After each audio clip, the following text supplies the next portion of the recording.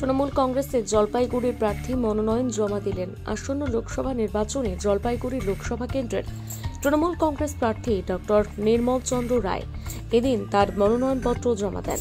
মনোনয়নপত্র জমা দেওয়াকে কেন্দ্র করে তৃণমূল কংগ্রেসের কর্মী সমর্থকদের মধ্যে ব্যাপক উল্লাস লক্ষ্য করা যায়।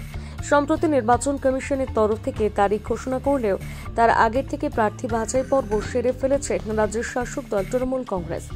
লোকসভা কেন্দ্রে এবার ধূপগুড়ির বিধায়ক নির্মল চন্দ্র রায়কে জলপাইগুড়ি লোকসভা কেন্দ্রের প্রার্থী হিসেবে মনোনীত করে।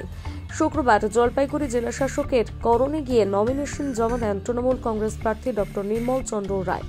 নমিনেশন জমা দেওয়ার সময় উপস্থিত ছিলেন গৌতম দেব, মহুয়া গোপ, খগেশ্বর রায়, সৈকত চ্যাটার্জি, সীমা চৌধুরী সহ তৃণমূল কংগ্রেসের কর্মী সমর্থকেরা।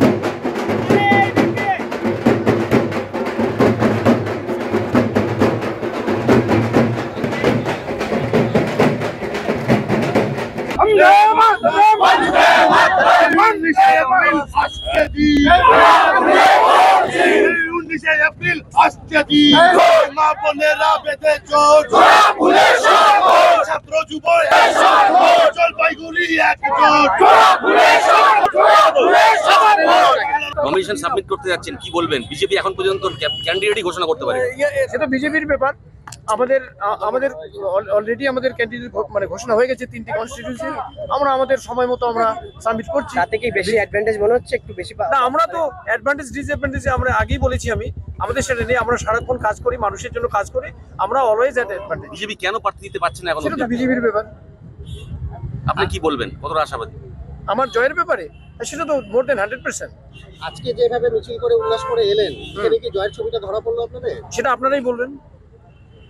আর ইস্যু কি এবারে আপনারা কি নিয়ে লড়বেন? দাবি এবারে আমাদের সামগ্রিকভাবে তো আমাদের যে ইস্যুস গুলো সেগুলো তো আমাদের দল তুলে ধরেছে। সেগুলো হচ্ছে 1 নম্বরে আমাদের বঞ্চনা, deprivation from the central government, and secondly আমাদের সিএ নিয়ে আমরা বলছি। তারপরে আমাদের যে ডেভেলপমেন্টাল ওয়ার্ক বলেছেন, সিএ নিয়ে কি বলেছেন? হ্যাঁ, সিএ এই যে আইনটা আর কি মানুষকে বিভ্রান্ত করার আইন, এবং অলরেডি বোধহয় আপনাদের খবরের কাগজে আমি দেখলাম যে 1 গট সুইসাইডেড। এটা তো ঠিক নয় আর কি। হ্যাঁ, তার মানে এটা একটা খুবই একটা খারাপ আর কি আমাদের জন্য সিটিজেনশিপ। আরে আমরা তো already we are the citizen of India, so there was no need of CAA. আচ্ছা, আর তারপরে আমরা যে আমাদের অধিকার, আপনাদেরও অধিকার আজকে ইয়ের মধ্যে পড়ে গেছে, সংকটের মধ্যে পড়ে গেছে, যেটা কনস্টিটিউশনাল অধিকার, আমাদের ডেমোক্রেটিক অধিকার।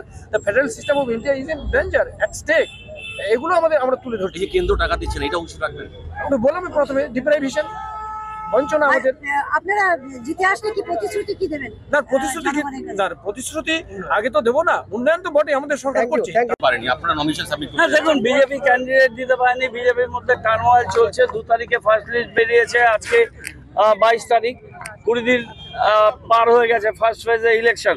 সুতরাং এটা বোঝা যায় একটা রাজনৈতিক দল কতটা ব্যাংকরাপ্টি হলে তারা ফার্স্ট লিস্ট বের করার পর ফার্স্ট ফেজে 19 তারিখ ইলেকশন যাচ্ছে, সেখানে তারা ক্যান্ডিডেট দিতে পারছে না। This is number 1। নাম্বার 2, আমরা এই ইলেকশনটাকে নিয়ে যাচ্ছি বাংলার অধিকার প্রতিষ্ঠার লড়াই, এবং এখান থেকে যাকে পার্লামেন্টে পাঠাবো সে বাংলার ভয়েস, আমাদের উত্তরবঙ্গের ভয়েস, উত্তরবঙ্গের উত্তরাংশের ভয়েসটাকে আরও বেশি করে পার্লামেন্টে রেজ করবে, মানুষের দাবিটাকে আদায় করবে। রাজ্যের যে উন্নয়ন হচ্ছে তার সাথে কেন্দ্রীয় সরকারের যে সাপোর্টিভ মেজার, যেটা কেন্দ্রীয় সরকার নেগেটিভ কাজ করছে, সেটাকে পজিটিভিটি নিয়ে এসে দুটো মিললে অনেক বেশি উন্নয়ন হবে। এবং এখানে নর্থ বেঙ্গলের এই জোনগুলোতে আমাদের অনেক কিছু বিষয়ে কাজ করার আছে। 10 বছর এখানে একটা সরকার অ্যাবসলিউট মেজরিটি নিয়ে আছে, এবং 5 বছর এখানকার এমপি আছে। তাদের না দেখা যায় না, তারা চা বলয় থেকে শুরু করে গ্রামাঞ্চল, শহরাঞ্চলে কোনো উন্নয়নের কাজে তাদের কোনো রোল ছিল না।